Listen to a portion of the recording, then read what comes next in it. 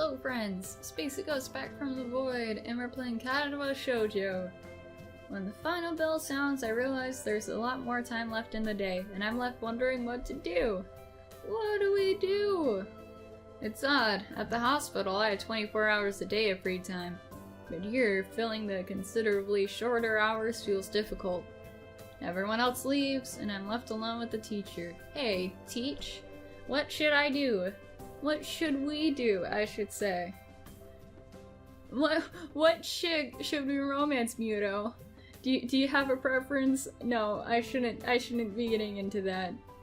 Muto is examining the assignment sheets we were working on earlier, marking them with a red ball pen. Raising his eyes from his papers briefly, he notices me and furrows his brow. What is it, Nikai? I jump at him addressing me, but I guess it's natural to spark some conversation since there's literally nobody else around. Nothing. Thinking about what to do after school.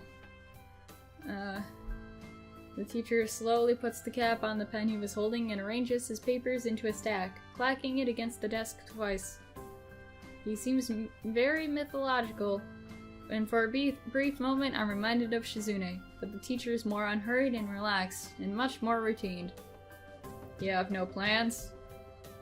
No, I consider joining a club, but I don't know what kind of club would interest me. Go observe the meeting of someone else's club. Might pique your interest. Now get the fuck out of my face. I guess. But I don't know how to continue from there. Muto looks at me in the way that makes me quickly want to take the words back to avoid a conversation. But I can't, so I have to forge ahead. I just don't know how to deal with people. I mean, the other students. I'm talking to people and everything, but it's not that I'd be isolated or anything. I just don't know what to think about the disabilities. It's like, feels like I'm being impolite if I pay attention to them, but it's weird if I ignore them. Damn if I do, damn if I don't. The teacher scratches his cheek absentmindedly, looking very unresponsive. These things are only an issue if you make them one, you stupid dick. You can talk normally with someone even if they're blind or something. Like any common person, you know? Like any normal person would do. They're just fucking people, man. There's not a single student here who isn't just a normal kid beyond whatever they seem at a first glance. He says the same thing Yukio did. Yeah, that's right, Hiseo. Stop being such a dick and actually treat people like people. I know they're right, but it's hard. How do you not consider, for example, Shizune's deafness, when the only way to communicate her is to talk through Misha? Here's an idea. Just fucking live with it. Or Hanako, it's not like you can ignore her face. Again, live with it. It's not her fault her face is all scarred up. But I'm interrupted by the door of the classroom suddenly slamming open. Teacher! Misha crashes in, hands straight in an enthusiastic greeting, her voice loud and lively enough to wake the dead from their graves. She starts towards the teacher's desk with her bouncing step, hands energetically swinging it with the rhythm. Muto, visibly dismayed at the interruption, and Misha in general slumps in his chair. Mikado. Misha stops in her tracks and looks around cluelessly, as if she's sensing from his tone that something's wrong but has no idea what. Yes? We've talked about volume control before. Yes! But she doesn't lower her voice at all, and the teacher just rubs his eyes. See, it's this part right here that makes me think that maybe Misha's deaf as well, but not as much as Shizune. But there might also be something else going on. I can't place it with her. I can't place anything with her. Cause I want to think that she has something different going on. Because it would be weird if we had like 2 deaf characters. At the same time we have 2 blind characters, but Kenji's not really around often. So I don't know.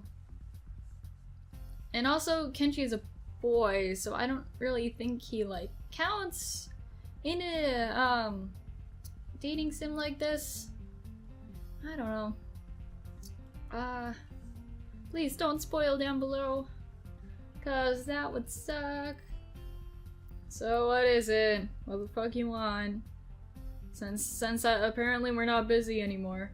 Hey, we need help. We're running out of supplies for the festival stands. This is a distress. She waves a pink slip of paper she's holding around. So, go get more supplies from the art room. What's the problem with that? Plywood!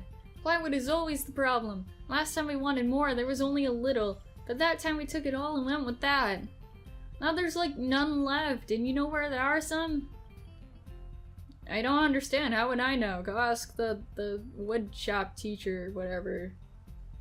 Sai-chan, I mean, the president thought that a teacher would know if there was plywood. Was she wrong? Looks like he's in great pain, frowning with his entire essence, and Misha doesn't get it at all. He's just like, oh, this fucking kid. Just get out of my classroom. All I wanted was to, like, smoke weed before the students came back. Looking at the two of them communicate is terrible. Like looking at a man being tortured by drilling his skull open while blasting pop music at full volume at the same time. I'm afraid I have no idea if there's any plywood in the school, let alone where it would be if there is any. It's not like I keep an inventory of all the wood-based products here. Ah, what should I do? Perhaps try and find Mr. Nyama? I'm sure he would know where to find everything you need. You have to pry them from his cold dead hands, but that's a different matter. Ah, I don't have time, we're so busy! She holds her head with both her hands, looking as despairing as it is possible for a person like her. Without even noticing, she crumples the note she's holding against her hair. I shouldn't even be fetching these things, there's so much to do and we're falling behind schedule. Nero looks at her gravely and then smiles. Smiling doesn't really fit his face. I think it'd be better if he didn't. I wonder if you could get some temporary help? He says as he stares at us. Yeah. Okay, I get it. I guess I could give you a hand. This doesn't count as me being on student council, though. You can, thanks, Hai-chan, you're really nice. She pauses, does a double take, and then points at me with her finger, yelping and looking very puzzled. Come to think of it, what's Hai-chan doing here? Class is over, you should be having fun. Yeah, I've been here the whole time and she just notices this. And we're in a completely empty classroom. Something is odd with Misha, I just don't know what. We just had a little chat. Oh no, it's not detention, is it? Are you in trouble, Hai-chan? Can't be in the student council if you're in detention. No, I'm not. Is Hai-chan in trouble, teacher? No, he's not. Mito sighs deeply to feel that I have to help Misha get her off the teacher's back. Don't worry, Teach, I gotcha. We're on the same side here, so what do you need? Here's a list. I can try and find the plywood from somewhere if there's none in the art room. She offers me the note she's holding. I take it, hesitating a bit. I said I'd help you, but this has no implications on whether I'm joining the council or not. Ah, teacher, please. Still, thanks, Hai-chan. Try to be quick. We're in a stall building streak now. We must hurry, hurry, hurry. Bye, Misha. She bounces out of the classroom, leaving me and the teacher looking at each other with something that feels like a silent agreement. Well, there you have it, Nakai. You have something to do now. No, please. Please, just give me 5 minutes of silence. Please don't sound so smug. Looking at the list with a number of items ranging from paint to plywood, all written with small neat handwriting. It is undoubtedly Shizune's. I heave a sigh. I'll be going then. Waving the long list limply at the teacher, I exit to the hallway. The classrooms closest to ours are designated, belonging to classes 3-1 and 3-2 on the right side, 3-4 on the left side, each door looking exactly the same. Further down the corridor, still with identical doors, are rooms that I didn't think were used for classes. Yes, the art room is not a classroom as such. I carefully push open the farthest door and peek in. Why didn't you just ask Mito for the class number for the art room or something? It's a classroom, but it seems rather badly kept and not in use. Am I in the right place? Desks and chairs are all around the room. A thin layer of dust settled on them. There are some easels in the corner, so at least this looks like the right place. The room is flushed in sunlight from big windows. Shadows creeping all over the desks. Specks of dust are dancing in the stagnant air, making the beams of light almost visible. Jokingly, I call out into the empty room. Any spooks here? Any ghosts? Any friendos hiding? Something catches my eye and I stop mid-sentence. Paint, are you in here? Sitting on the desk is a short-haired girl, curiously wearing a boy's uniform. With a fork between her toes, a morsel of food stuck firmly in the end. This odd way of dining seems to be caused by her apparent lack of hands, but her presence here is what takes me aback even more. How did I miss her before? She's sitting in a corner very still, but I still somehow took her as part of the furnishing, or a statue at a first glance. I'm not being too observant today as a whole. The girl seems to be frozen in place, staring at me with her huge eyes, like a rabbit in headlights. She's staring at me, her mouth wide open, ready to accept the fork. I'm staring at her, my mouth wide open too, suddenly remembering I didn't finish my sentence. I'm trying to think if I should. This weird stalemate keeps us both stunned into silence, punctuated only by the wall clock ticking rhythmically. Hello. The girl stuffs the fork full in her mouth and is now staring at me expectantly while chewing. This is a bit awkward. Hi. I was told to pick up some supplies from here for some festival stalls, I think. I didn't think there would be someone here. There isn't. That's why I came here too. She picks up another forkful. Doesn't that mean you're here then? She raises her eyebrows as if she's suspecting my observation was false. You're pretty observant. I guess it does, but who are you? This girl's pretty straightforward, isn't she? I'm Nakai. Hiseo Nakai, just transferred on Monday. Yes, hello, hi. Lovely day, isn't it? I'm Rin. Tezuka Rin. Rin Tezuka. I won't shake hands with you, but at least we know who we are now. That's very nice. Her deadpan manner of talking makes it hard to determine whether she's joking about shaking hands or not. Kinda bothers me joking about these matters doesn't feel appropriate at all. It's called just humanizing them, dude. That's what she's doing. I'm trying to figure out what's appropriate, and whether this girl is. She seems to have lost interest in me and is now gazing yearningly back at her food. Can I continue my lunch? If you don't mind me, I won't mind you. If you need to get your stuff, the supplies are in the back. Go right ahead, but lunch? School's already over for the day. What word would you use then? There's no word for a meal you eat after lunch but before dinner, right? It bothers me very much too, but I don't really know what I should say. I don't think you're supposed to eat a meal between lunch and dinner to begin with. No, the whole point of lunch is like an in-between meal anyways. But I'm hungry now. My delicious boxed lunch would go to waste otherwise. I have curry. It's very delicious. Can't have any though. With much decisiveness, Rin once again picks up the fork between her toes and with at least as much impoliteness, she points it straight at me. So Nakai, what brings you to this place? Like I said, I was told to look for these things. No, the school. From the outside you look fine. Is your problem inside? I come to a full stop, opening my mouth, but not getting a word out. I can guess. I'm good at guessing. Better than most people. Rin cuts me off before I can answer her question, or skirt around it somehow. I don't know which I would have done. I froze in front of this issue again. I haven't told anyone here about my condition. Or maybe it's only because it hasn't really come up. I do get the feeling that not making issues of this is part of the social code here, as the teacher said. I wonder if the people here could relate. Probably not any better than any normal person would. I can't relate to Shizune's circumstances or Lily's either. Naturally, while I go through this in my head, Ren keeps considering what my condition could be, with an overtly contemplative look on her face. She puts her fork between her lips and leans back, looking at the ceiling as if the answer was written up there. A beam of light illuminates her face from the window side, creating a mask of dark shadow on the other side.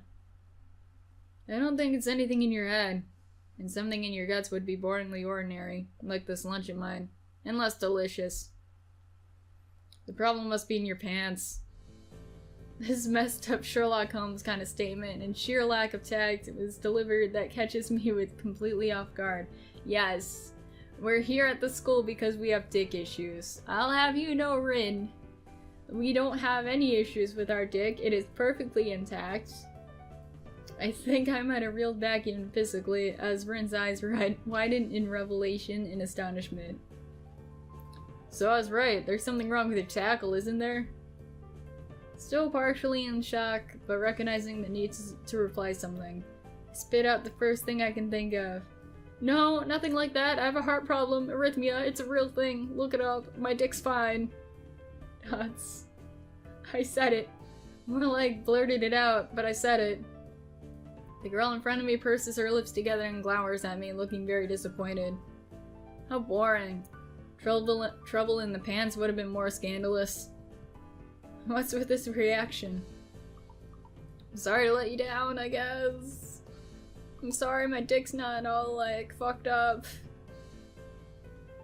I forgive you. Just, I collect people and a person with, you know, that kind of problem would have been really great. Collect people? People with different problems. Huh, so you just, like, go around asking people what's wrong with them? Pretty much. I see.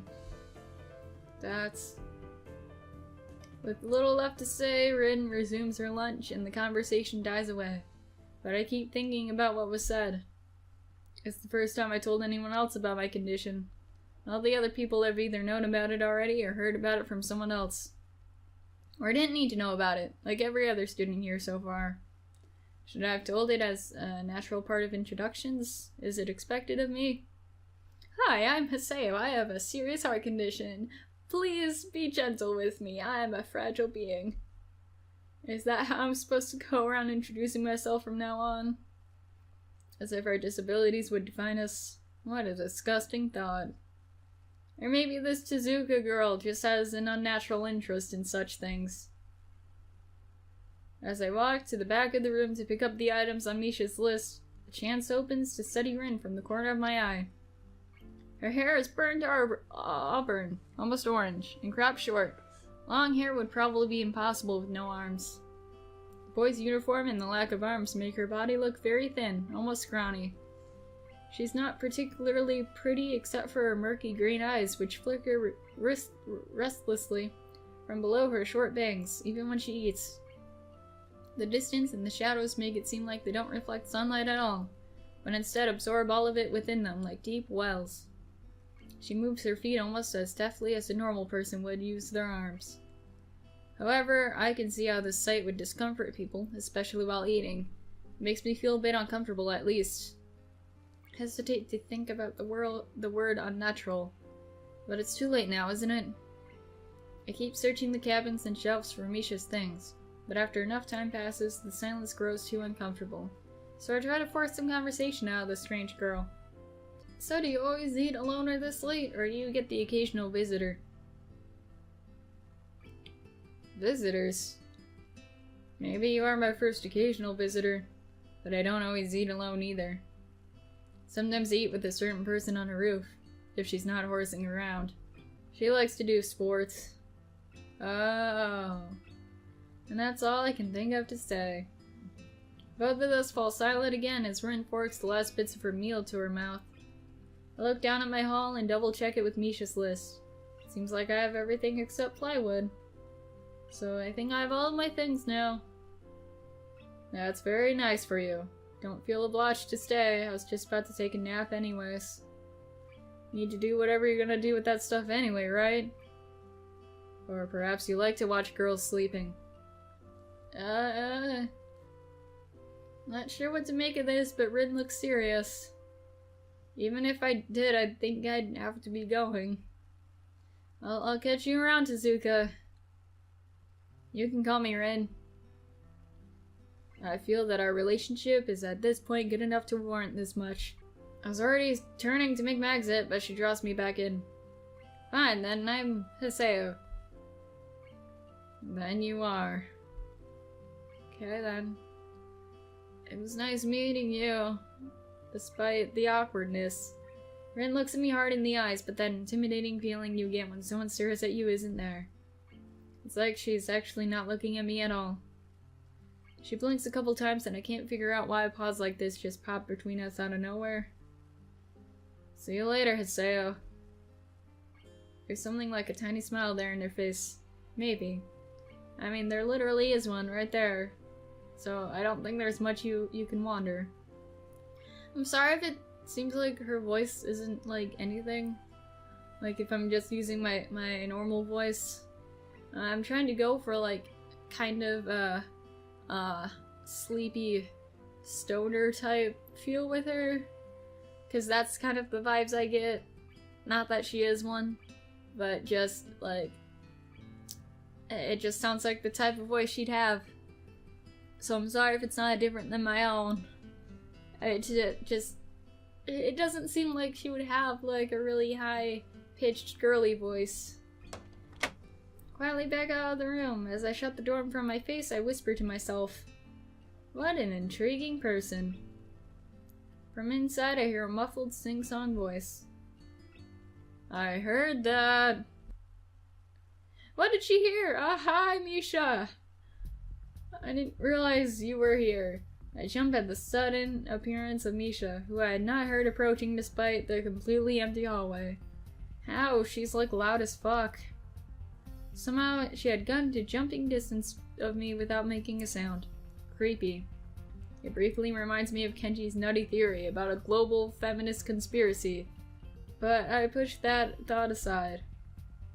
Aw, hi, Shizune. Should've known you were gonna be with her. Shizune, standing slightly behind Misha, looks aloof, as she couldn't have heard the remark that drew Misha's attention. But Misha is visibly excited. No, wait, more importantly, who is in there? There's no club meetings today. She tries to curiously peek past me, even though the door prevents her from seeing anyway. What are you doing here? You took so long, so we had to come check what's wrong. That's no good, Haichan. She wags her finger at me scoldingly. I found plywood, but everything else is still missing because you're tardy. How dare you? Sorry, I got the things here and I was just gonna bring them. I think you're up to some mischief, Haichan. Who was there with you, I wonder? Misha signed something quickly to Shizune, pointing her own ear a couple times. Shizune immediately pushes her way past me and opens the door to the classroom I just left. I can only imagine the shock she's experiencing. It's Shizune's diligence and attitude. The insolence of daring to deface school property by sleeping on top of it must be too much to bear. And indeed, she stares at Rin, frozen in place, apart from the slight but noticeable trembling of her shoulders. From suppressed rage, I'm sure. Instead of blowing up, Shizune just takes a few deep breaths, adjusts her glasses, slams the door shut, turning to sign furiously at Misha. Maybe she did blow up and I just can't understand it. She shoots a very loaded stare at me too, as if it was somehow my fault that Rin is sleeping on one of the tables. Hope she's not getting any funny ideas about the reason of my tardiness. Hello. Rin's voice comes from the other side of the door, and it takes a few eye blinks to realize that she might have trouble opening it. I open the door and find Rin directly behind it, looking at us with half-interested, half-sleepy face. I was sleeping, you losers. Hello. That's... Miss Tezuka, what do you think you're doing? You're absolutely not permitted to use school property for such, disgraceful activity. Sure is suddenly very crowded in here. Didn't know I was this popular. It's hard to say whether she's happy or unhappy about this turn of events. At any rate, She ignores Shizune/Misha's scolding, so they have no choice but to drop the issue. Shizune taps Misha's shoulder, points at Rin, and makes some quick signs. That's... Popularity aside, please don't do that anymore. That's... Anyway, how's your project going? Will it be done for the festival? Rin looks at them blankly, apparently at ease under the pressure Shizune's cold stare is putting on her. I keep wondering about that myself too. That's... And... We'll think about it harder. As Misha signs her reply to Shizune, her face turns into an unsatisfied frown. That's... Miss Tezuka, please try and take this seriously. It'll be a disaster if the wall looks like someone threw up their lunch onto it. Rin nods assertively. Ah, yes. Lunch. Well, think more seriously. Misha actually giggles at that, but Shizune doesn't. Not even after translation. She just shakes her head, takes the materials from me, and takes off with Misha in tow. Rin frowns thoughtfully as she looks after the retreating student council duo. How rude. It's true though, I must finish my project before the weekend. There will be dire consequences if I don't. The end of the world as we know it. Like weekends usually are, but more dire. It's much more dire. Maybe I'll postpone my nap to an unforeseen future. I'm about to ask what project she has and what these apocalyptic consequences are, but she walks back into the art room. Since you have nothing to do, would you give me a hand? This paint doesn't fit into my bag, but I need it. And it's not like I have hands and shit. She kicks lightly at a huge can of paint that's lying on the floor next to the table she was sitting and sleeping on. Lets out a dull clang. Being the gentleman that I am, I naturally pick it up. Heavy. Yeah, sure, where do you need me to take it? Away. And with that, she takes off to the hallway, me and the paint can following, since there's little choice for either of us. The hallway is quiet and empty now with Shizune and Misha gone, so we too leave towards the stairwell at the other end. Every 10 or 15 or 20 steps I have to change the can from one hand to another, because the thin handle cuts into my palm. At least it keeps my arms from tiring too fast. Rin strolls along beside me, with an uneven pace that I have trouble matching. Maybe I'm walking weird because of the extra weight. Seems one of us is constantly walking too slow or too fast, and I can't figure out which. 2 flights of stairs below, the trouble appears in the form of the head nurse and his fox-like grin. Hi, nurse. Ah, Mr. Nakai, what a happy coincidence. Tezuka too, of course. He nods courteously to Rin, who does not acknowledge him back, and then turns to me because obviously it's me he has business with. There's something I forgot to mention on Monday. I nod and wait impassively because I can't even begin to guess what he forgot. The feeling of the handle delving deeper into my skin doesn't make me feel enthusiastic about this interruption either. It's about your medications. Since you haven't been that long on your current medications, there might be some unexpected side effects, which might require adjusting dosages and even changing to another kind of medication. So we will do a few tests regularly, but what I want is for you to keep an eye on everything in your condition that feels off, if you get what I mean. Nausea, headache, anything, and come see me if something happens. Alright. So how are you? Everything fine? I give up and drop the can to the floor before answering him. Apparently this takes longer than my biceps can handle. I'm about to say something generic as an answer, but then I realize how often I've done that lately. Other people have asked me that too. Teachers and students here, my parents, visitors, nurses, doctors at the hospital. Everyone seems to be concerned about that. It's natural for a hospital, not so much for a school. Except this school. This is a small school, and both the student base and the faculty seem to be very, very tightly knit. At least that's the feeling I'm getting. And this is not the kind of school that gets transfer students too often. The thought sends shivers up my spine, but I give a generic answer anyway. That's great. Also, one other thing. My sources tell me you've been at neither the school track or even the pool. So I'd like to know if you've taken up exercising like I asked. Of course I haven't, but his way of inquiring gives me the feeling that I should have been running my ass off on the track since the very first day. You have people spying on me? Not as much. Just happen to know a few people. But that's not the issue here, so don't try and slip out of it. Well, I was actually just doing some improvised weightlifting as an exercise. I pick up and lift the can up and down a few times like some sad imitation of a bodybuilder, even though it's raining down on my arms painfully. Please make me stop. The stupid grin disappears from his face for a second and then comes back like it was never gone. Suzuka, would you give us a second? The nurse grabs me by the shoulder without waiting for Rin's permission, which he doesn't need in the first place, and drags me aside. When I told you to exercise, I wasn't joking. I understand that you're still in your first week and all, but please don't ignore the importance of this. The reason I'm coming down this hard on you is that habits are not easy to form. The more you slip and postpone, the harder it'll be. It's the same with everything, like dieting. Can you promise me to be more serious from now on? I'm not gonna be a dick. Yeah, sure, we'll do things. Yeah, I promise, definitely. He studies me for a moment, then shrugs, smiling again. Okay, that's more like it.